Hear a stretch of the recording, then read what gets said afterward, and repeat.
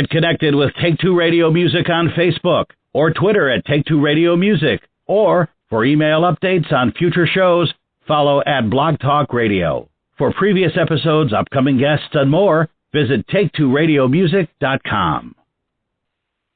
Good afternoon, everyone, and welcome to Take Two Radio Music. I'm Pam, your host.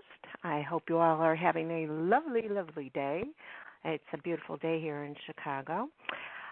Perfect temps right now, but we're supposed to get really, really hot, and this is starting to not make sense to me before, July, August, 90s, maybe hundreds sometimes with the heat index, and then we had like 70s and rain, and now here it is September, and now we're getting summer. So maybe that'll prolong winter from coming along, so I hope that happens. But anyway, today I have the pleasure of having with me the indie folk singer-songwriter Kate-Callahan, and I hope you are on this line, Kate. Hi, Pam. Hi, how are you doing? I'm doing great, and I can echo your weather sentiments because we've had the same story here in Connecticut. But I mean, it is beautiful today, so I'm doing great. Yeah, we have to enjoy it while we can because you have had brutal weather just like we've had in Chicago. And unfortunately, the news guy, the weather guy yesterday said that the polar vortex is here to stay because of the climate changing, what the heck is it called? Where we're making a mess of the atmosphere. I can't think of the word. Yeah. I know, it's called a few different things. Global warming, that's what it is. Global warming, yeah. Yeah. So people need to stand up and start taking charge of that. I know some do, and some don't believe in it, which amazes me. But we will enjoy what we have today, and we'll see what happens for tomorrow. Sounds like simple wisdom. Yeah, that's about all you can do.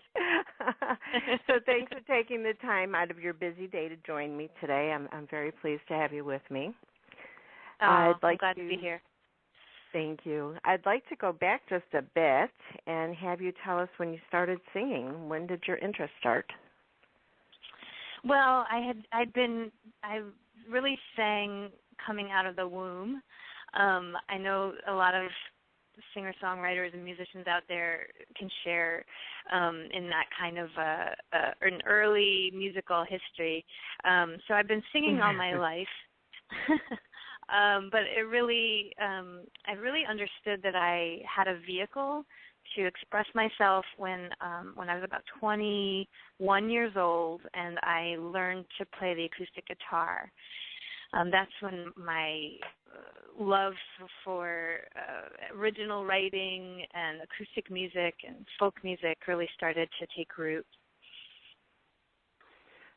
Who were your influences back then in music, and how have they changed today, or have they?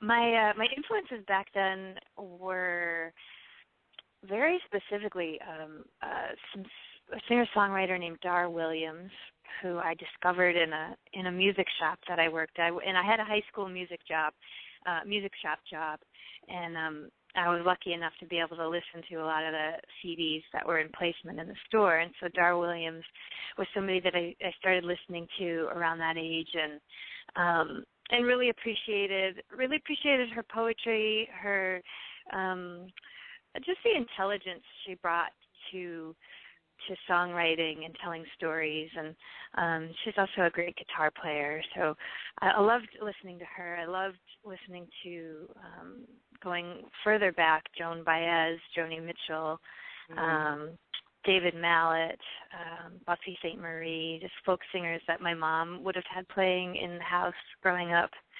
And over the years, how has it changed? Well, I'm still just avidly listening to folk, but not exclusively. I certainly listen to just a wide variety of music. I love songwriters out there who really come across as real, down to earth, authentic, so I'm drawn to Pucase, people like St. Vincent, and some of the pop folk singer-songwriters too, Ingrid Michaelson and Colby Calais. Yeah, I find that, with folk singing, there's always a great story or some type of story to tell, but this happens in a lot of other genres as well. So I can see how different ones would influence you as well. Yeah. I think it's important to really go where your ears take you, and for me, I grew up in a household with both folk influences, classical influences, and my dad is a jazz pianist, so I had a lot of jazz growing up in my ears. So I like to just be real flexible and liberal with what I'm listening to. Do you think, and probably just speaking for yourself, that anybody that has a musical background from their families and they grow up listening to them play their type of music, whether it be in a band or, just playing music in the background at home, do you think that has the most influence on a singer-songwriter? Well, I can speak for myself. It influenced me very deeply because I had a good, family relationship with my parents, and I respected their interest and their expression musically. So I was always kind of keeping an ear out for what they liked and what they were doing. At the same time, as a kid, I'm sure I listened to things that they found completely obnoxious. But so it went both ways. But I think as far as being influenced, my parents. I often think about this question because how fortunate we are to have parents who do expose us to music. And, right. And in my case, really good music, really, really good music, and some of the best players and singers out there. So I feel very fortunate that sort of involuntarily I was able to take in a lot of good music growing up. Yeah, whereas probably sometimes at the time that you're listening to your parents' music, it doesn't always click with people. Like when I was growing up and my mom was listening to her music and I was listening to my music, I always used to say, "Oh, Ma, can you turn that down? Yuck," or something. And then as I got older, of course, I learned to appreciate her music, which was like, in the 50s and 60s and stuff like that. And she actually learned to appreciate some of my music, which surprised the heck out of me, but she did. And then I seen it with my 4 kids. So far, I have 3 boys and a girl, and so far the only one that has the same type of interest in music is my daughter that I have. The boys, I'm still waiting for them to catch up, even though they're the older ones. And they listen to music that I wouldn't necessarily listen to. So, it kind of works that way. But I think as you get older, you learn to appreciate all the different genres, and you start, branching out to listening to different music and opening your ears to it. Yeah, I agree. I mean, in my case, I can remember really not, of course I wanted to listen to Madonna and Cyndi Lauper and Michael Jackson, and that was it. But but I remember, hearing record, we used to play records, and my mom would play Anita Baker and Tina Turner and then Buffy St. Marie and Judy Collins, and I would listen with curiosity. I can't, I wasn't up on the couch jumping around saying this is the most amazing music I've ever heard, but I can remember just really taking it in and being curious about it, being curious about the voices and how they got to where they were able to record records and be household names, and that always interested me. So I think I was really kind of tuning into those kind of questions and curiosities when I was young.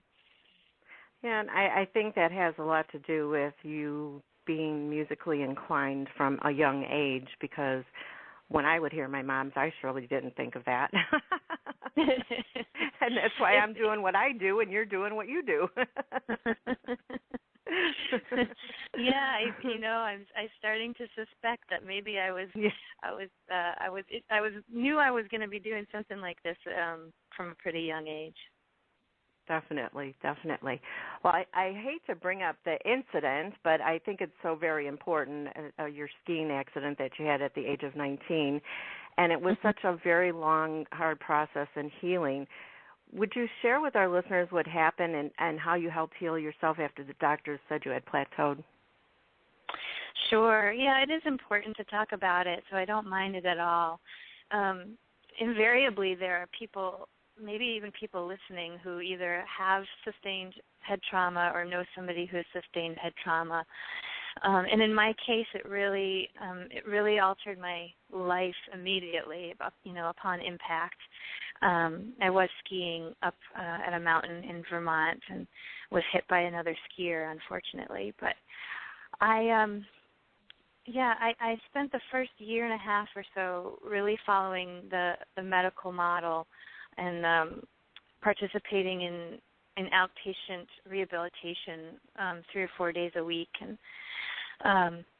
and really basically just isolating when I wasn't in that rehabilitation center. I didn't go out much, and I wasn't independent. I had to have an adult with me or a parent with me all the time, and after about a year and a half of working with the medical model, I was told that I had plateaued, and my parents were told they may never get their daughter back. And mind you, I was walking, I was talking, but I had impairments and changes in my personality and, just impairments in cognitive abilities and memory and things like that. And to be told that that's where I was going to stay for the rest of my life, I guess it helped awaken something in me, where the next sort of moment of inspiration that I had after being told that, and I don't know if it was weeks later or days or months later, I can't remember, but I remember thinking, what if I learned to play an instrument? Because I had been a cellist growing up, and after the accident, I had tried to play the cello, and it felt so foreign. I couldn't make sense of it. So I thought, what if I try to play an instrument that I have no past history with? So an instrument that I won't be able to compare myself, to any sort of level of ability. And I thought, why don't I try to learn to play the acoustic guitar? And that was a pretty brilliant stroke of insight that I had, and my mother fortunately jumped on the insight and grabbed the local paper and immediately found an ad for a teacher who lived very close to us, and I began studying guitar at that point, and it was the studying was. I also like to tell this part of the story because so many people avoid studying an instrument like the guitar because it hurts your fingers in the beginning, because it's hard on the coordination, and but for me, I literally I needed help walking down the stairs to get to the lesson. I needed big thick corrective glasses to see the notes on the page. I didn't have very good coordination, but I studied and I practiced sometimes only 5 minutes a week, not even 5 minutes a day, but 5 minutes a week between lessons. And slowly, but surely, I was able to, really regain musicality and also gain some of the strengths and some of the basic calluses and coordination that you need to play the guitar. So I was really starting from zero, right. And it helped me so much. It helped, it brought me to a new place in my recovery from the brain injury, and then ultimately led me to my career, which I I thank my stars for all the time, because I'm so satisfied and happy and challenged in this career, and I can't imagine doing anything else. Yeah, I think probably, I would imagine that it helped you with memorization too. So, you said it was hard for you to remember things. So memorization, of course, is a big thing, because, of course, you have to remember what you learned how to play the previous week or the previous day, as well as any songs. Right. It was so good for my brain, for getting some of those synapses to fire in the right direction again, and I think that can be said for anyone who's maybe just feeling a little flat in their life, or unstimulated or unchallenged. To take up an instrument as an adult or as a teenager is it's like taking the best kind of medicine and having no side effects other than being able joy. to joy and entertaining your friends, and so yeah. Well, I believe that most people are stronger than doctors think they are sometimes, and you're definitely one of them. I also believe in music therapy and how it can help in many different ways. I have a friend that used to co-host with me once in a while on this show, who is a huge advocate in music therapy, and he's going cross-country and even started out of the country now, where they have these, they collect instruments for people that, have a problem, maybe autism, or are in a rehabilitation center for something, or, different areas of being ill. And they get these out to these kids and adults to help them heal, or even just make them feel better.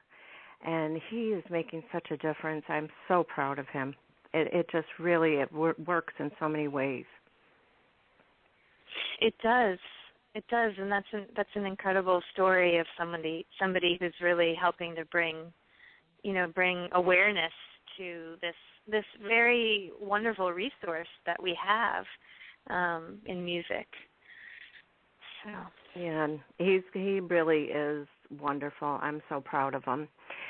But now, when you actually started writing music after taking up guitar during your healing process, was it easy for you from the beginning? I mean, did it just all of a sudden click and flow, or was that something that you had to work on too? It's kind of a funny story. It wasn't easy at the beginning. It didn't click and flow at the beginning. But I like to mention what where the turning point occurred for me. I had a friend who was a musician himself, and he had gone sort of way beyond where I was musically. Had studied in college and getting a master's degree, and I would see him once a week, and he would tell me over coffee that he had started this band, and they needed a guitarist, and they were playing great music, Celtic music and folk music, and they just needed a guitarist. And I would sit there, across from him at the table and think, ask me to be your guitarist. And he wouldn't, and he never did ask me. And I can remember one day after one of those coffees with him, I went home and I was so envious of what he had, and I was jealous, that he was going to be asking somebody else to be in his band. And I took that envy and that jealousy, and I sat down and I wrote my first song, and it really did just pour out. It just flowed out. I wrote it start to finish in one sitting, and from there, then I was on a roll. I'm just trying to imagine what song that was. Like, how dare you not ask me? I'm sitting across the table from you.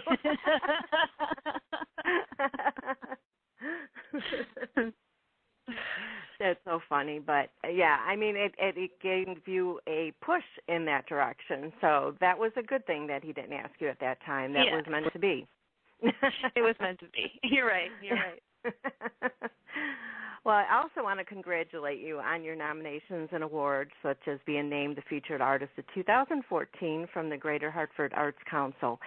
What do these nominations, awards, recognitions mean to you? Oh, thank you. They mean a lot to me because, one, it's an instance where the culture around me and the community is honoring a particular type of the arts. So anytime the arts are being recognized, honored, upheld, awarded, I celebrate that because it brings the arts, more into the public eye. An artist or a singer-songwriter like myself, we can do a lot of good work, a lot of creative work.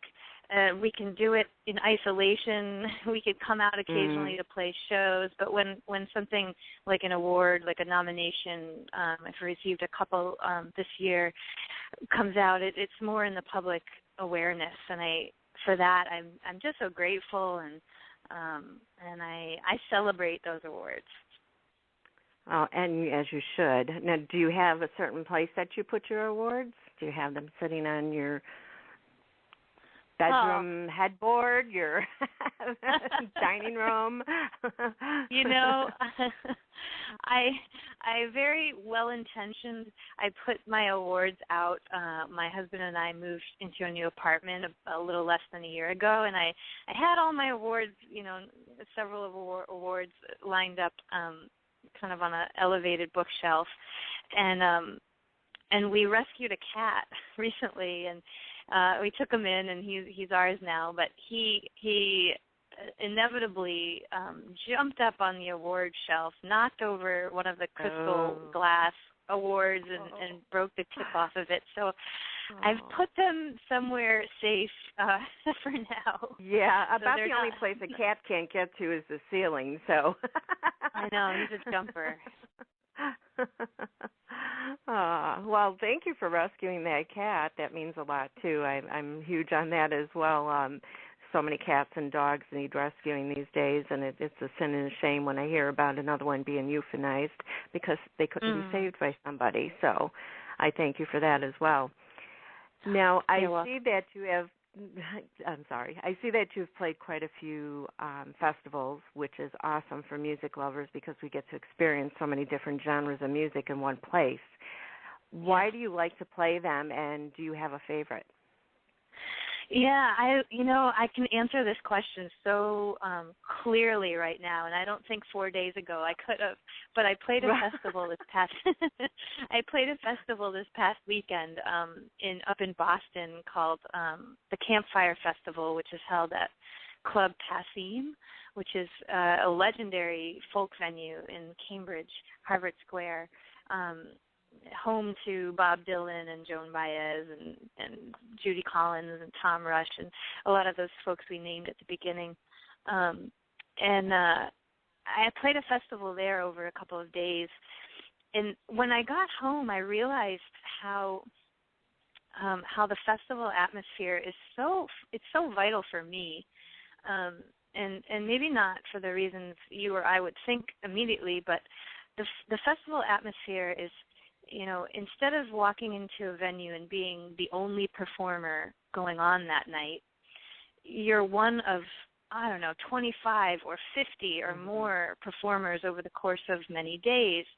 And so for that reason, I step into that atmosphere, and, it shakes me up a little bit. I maybe don't feel as sure of myself or comfortable in my skin because there's so many wonderful musicians around and talented players, and so I think there's that natural human instinct to sort of look around and maybe do a little comparison, and for that reason I think getting uncomfortable in my own skin is very good for me because it really makes me surrender to the reality that we're all the musicians in a festival are sort of there carrying the same spirit of music. We all look different, we all play different, we all come from different parts of the map, but we're all sort of radiating this shared spirit of music. And if I weren't so uncomfortable in myself, I don't think I would I would feel vulnerable enough to really feel that. And so when I got home from this festival just Sunday night, I felt so just so filled with that spirit of music, and I had the festival to thank for that. Well, I think next time you are playing at a festival, maybe you can sit back and enjoy the music instead of thinking, oh, is that person singing better than me, or whatever goes through your head. You know what I mean? Just embrace what you said, and have fun. Oh yeah. Luckily, we're such multifaceted human beings. It's like you can sit there and have some of those egoic thoughts. Wow, that person's really develop their lead guitar playing, but you can also sit there and in the same moment just feel so much appreciation for the wonderful music that's coming from the stage. So I love that aspect of of just being challenged in your career and in any moment. And I think you're not the only one that thinks that way, There's probably somebody that listened to you on stage and thought, oh, wow, I got to go on after her. She did so great, We're all working at it, yeah. Yeah. Well, you recently released your EP called Two Doors. Would you tell us more about the EP and what the listeners can expect to hear on it? Yeah, it's a powerful one in the sense that the two singles I released on the CD, Two Doors and Swing Low, really look at, just look at deeper aspects of being human. Two Doors is a song that's really changed my perspective on capital punishment, and even asked me to look at the possibility of reincarnation. So some things that I hadn't really thought about until the inspiration for the song came along. So I've really put a lot of my conscious questions out there in these songs. And the album, the EP itself, is a balance. It's a powerful EP, but it's a balance and between some of those stronger points and then some real musical love ballads and songs about being on the road and loving the earth. So. Wow, that sounds amazing. Now, the only song I've gotten to hear from that is Swing Low, which, of course, I absolutely love. When I immediately saw the name of the song, I couldn't go back. I couldn't help but go back in time to my 8th grade graduation where we had 4 songs that we sang that day, and one of them was Swing Low. But wow. Your song is completely different from that one, so now I have another song to think of when I hear it. Yeah, I love that old spiritual, and I wanted to reinvent its meaning. It's an anthem. Mm-hmm. It's an anthem for helping a soul transition from life into death, and I wanted to paint new pictures in my own song of that beautiful process. Yeah, and you did it great. I'm telling you, I absolutely love it, and I can't wait to hear the rest of the EP. Thank you. You're welcome. Swing Low was produced by Emmy Award winner Jim, and I don't want to mess up his name. Could you say it as a Chapdelaine? It's Jim Chapdelaine. Chapdelaine, okay. Thank you. What did you learn from working with him? I learned how to have fun. which I think was so important for me when I went into making this EP. I hadn't recorded in many, many years for a number of reasons. And when I stepped back into the studio after so many years off, I didn't expect to be so rewarded in the process, so rewarded with joy and with fun and with laughter. And that's what Jim has worked with major artists all over the globe. He's a wonderful guy. He happens to live, in the city that I live in, and of all the things musically that I absorbed working with Jim, the spirit of fun and play and joy was what I'll take with me forever. I think that's one of the most important things that you can get from working with an individual such as Jim, because that'll bring you on to your next, album or your next song, your next EP, and you'll know that it's not just going to be work. You'll get your music out there, but you'll have fun doing it, even in the background. Yeah, and there's something potent to a record that's made in a creative process that is filled with good, fun energy, as opposed to a record that's maybe made under extensive pressure or through the use of drugs and alcohol, or just things to get you through or get you creative. But yeah, I love what you said, because when I put the music out there into the world, I'm putting a really just a really pure product out there. Yeah, and you can always hear that in the music. Most people will pay attention to that. They'll know that you had fun making the EP. You know what I mean? Yeah, It's hard for me to explain, but I think you know what I mean. Yeah. Now, what exactly do you want your fans to get from your music when they listen to it? The thing I'm realizing about the relationship between my music, myself, and the people who listen is that my music provides a completely safe space for anyone who's listening to be exactly where they are. Like, if they're sad, to be sad. If they're frustrated, to be frustrated, but really be frustrated at the core, so that we can eventually, be something else, be something other than frustrated. But so I think it's this safe energy and safe space to be whoever you are in the moment that you're listening, and not feel like you have to be anyone else but yourself, or be any other mood than the one you're in. I love that. That's so plain and simple, yet so strong and deep. I just love that. So thank you for saying that. You're welcome, and thanks for asking. You're welcome.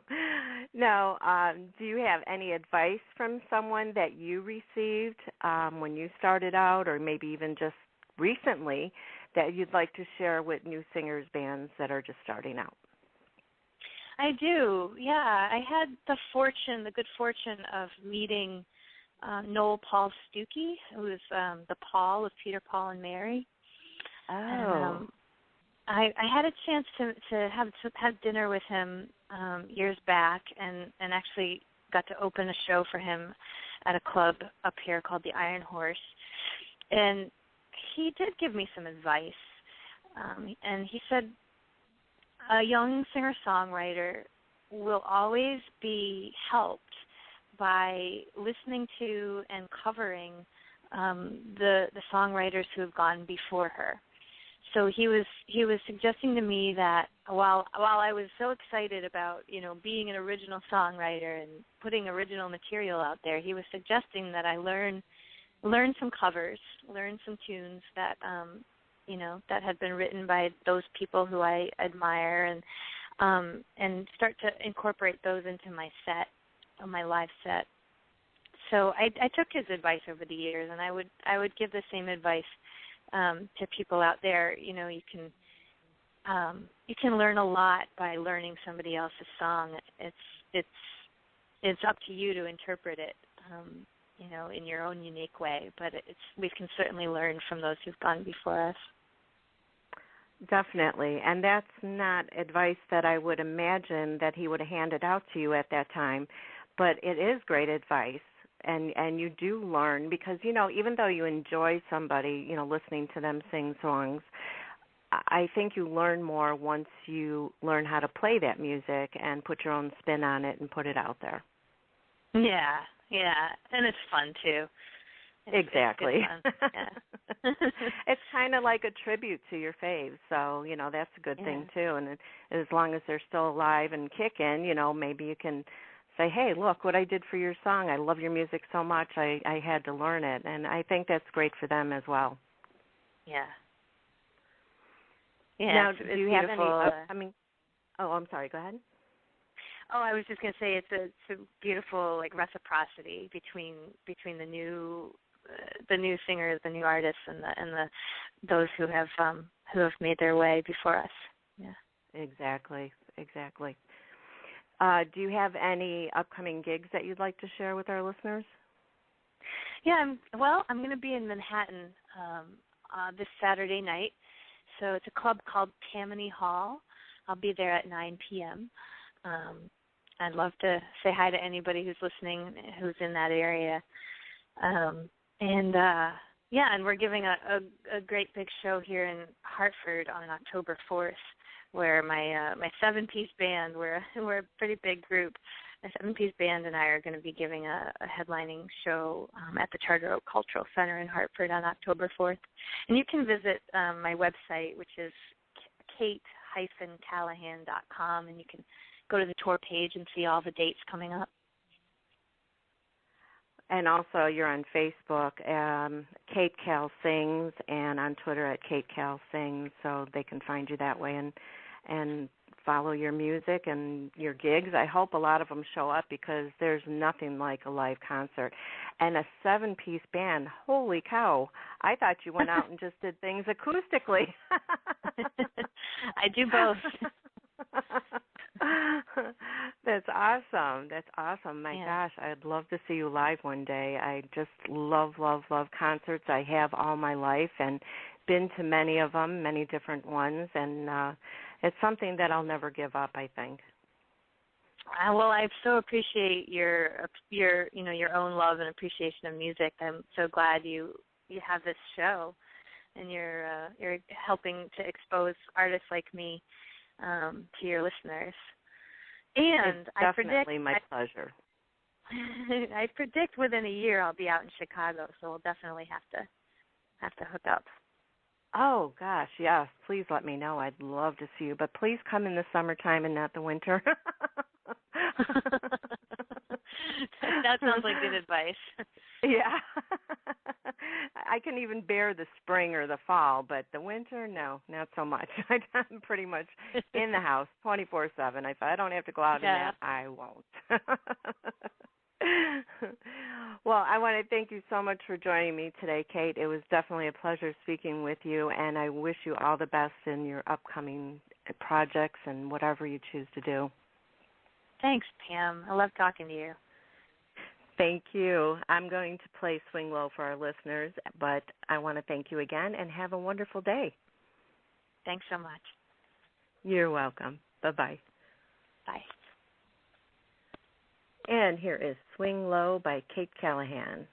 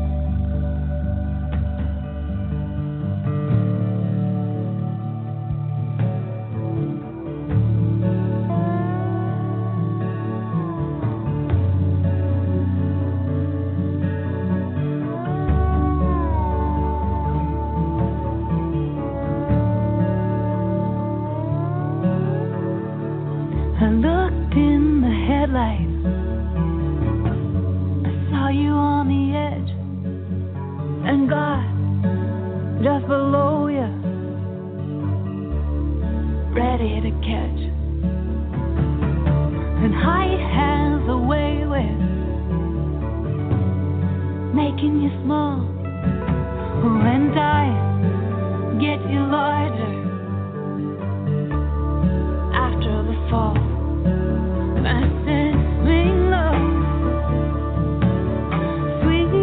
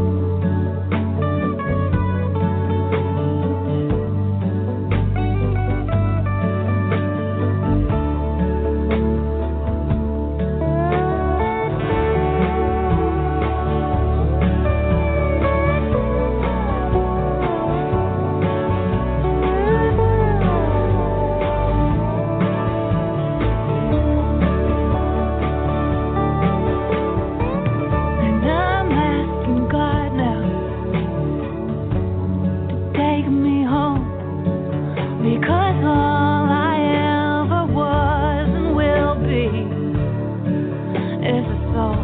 And I said this was one way to open up. And it's so beautiful to find me, be loved.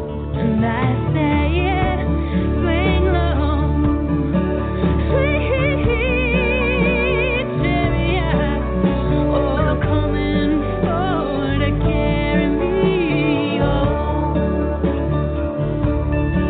And I said, swing low, sweet chariot, oh, coming for to carry me home.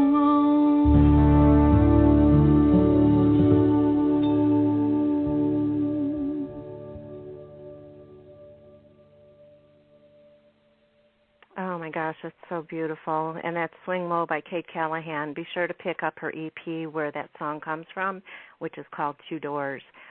Again, visit her website at kate-callahan, and it's CALLAHAN.com, and like her Facebook page at facebook.com/KateCalSings, and follow her on Twitter at KateCalSings. I'm sure she'd love to hear from you, so give her a shout out. And I want to thank everybody for joining me today. I hope you enjoyed our interview with Kate-Callahan. She's a wonderful, wonderful, talented person and so inspiring with everything that she's been through and has gone on strongly since then. Wish her only the best. God bless each and every one of you. I will be back again on Monday at 3 p.m. Eastern Time with our hour of indie music from around the world. Take care, everybody, and enjoy the rest of your day. Get connected with Take Two Radio Music on Facebook or Twitter at Take Two Radio Music, or for email updates on future shows, follow at Blog Talk Radio. For previous episodes, upcoming guests, and more, visit take2radiomusic.com.